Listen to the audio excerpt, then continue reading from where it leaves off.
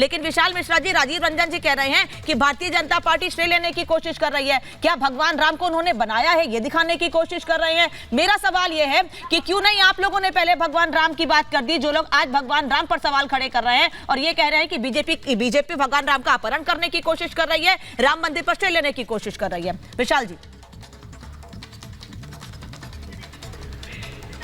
देखिए, एक बहुत स्वाभाविक सा प्रश्न मैं पूछना चाहता हूं अपने सम्मानित पैनलिस्टों से, जो ये कह रहे हैं कि क्यों भारतीय जनता पार्टी इसका श्रेय ले रही है। तो मान्यवर, किस पार्टी की घोषणा पत्र में प्रभु श्री राम के मंदिर के बनाने का घोषणा पत्र में जो है वादा किया गया था?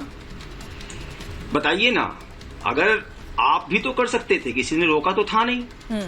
तो जब जो किया और संघर्ष, ये कौन नहीं जानता कि लगभग 500 वर्षों के संघर्ष का जो है अब जो है प्रभु श्री राम की प्राण प्रतिष्ठा हो रही है और प्रभु रामलला जो है विराजमान होंगे। ठीक है, आप कहते हैं कि न्यायपालिका, तो मैं कहता हूं तो उसी न्यायपालिका में तो इस बात की भी पैरवी की गई थी कि कुछ दिनों के लिए सुनवाई को लंबित कर दिया जाए। अन्य सरकारें थी, क्यों नहीं पैरवी करवा दिया था?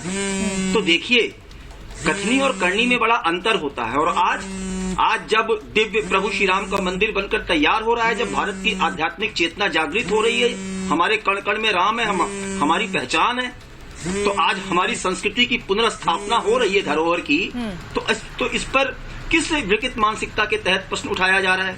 तो ये बात सही है, ये इसीलिए उठाया जा रहा है कि जा पर कृपा राम की होई, ता पर कृपा करहि सब कोई, और जिनके हृदय दम्भ नहीं माया, तिनके हृदय बसौ रघुराया। और यही नहीं, एक चौपाई और कहना चाहूंगा कि जही पर कृपा करहि पुरारी, ते नर मुनि पावे जो है उनके आशीर्वाद। और अब यहाँ पर वो आर्थिक बातें ले आते हैं, वो वादे कहाँ गए? और जो वादों की पूर्ति हुई, अनुच्छेद 370 की समाप्ति होकर आतंकवाद की कमर तोड़ी गई कि नहीं तोड़ी गई? हमारे सैनिकों ने पराक्रम दिखाया कि नहीं दिखाया? 3 तलाक कानून रद्द हुआ कि नहीं हुआ? आर्थिक मामले पे आप बात करते हैं तो भारत आज तीसरी अर्थव्यवस्था बना कि नहीं बना? आप one nation one tax implement हुआ कि नहीं हुआ? आप इनको भी नकार देंगे। ठीक है, तो नवल किशोर जी आपकी बात का जवाब देंगे। विशाल जी, आपकी बात का जवाब नवल किशोर जी देंगे, लेकिन नवल किशोर जी इसमें एक सवाल भी जोड़ देती हूँ। ऐसा नहीं लग रहा है कि मोदी विरोध में कुछ बयान ऐसे सामने आ रहे हैं जो सीधे सीधे मंदिर विरोध की तरफ इशारा कर रहे हैं, जो भगवान राम के अस्तित्व या सनातन परंपरा या आस्था पर सवाल खड़े कर रहे हैं? नहीं लग रहा है ऐसा, नवल किशोर जी?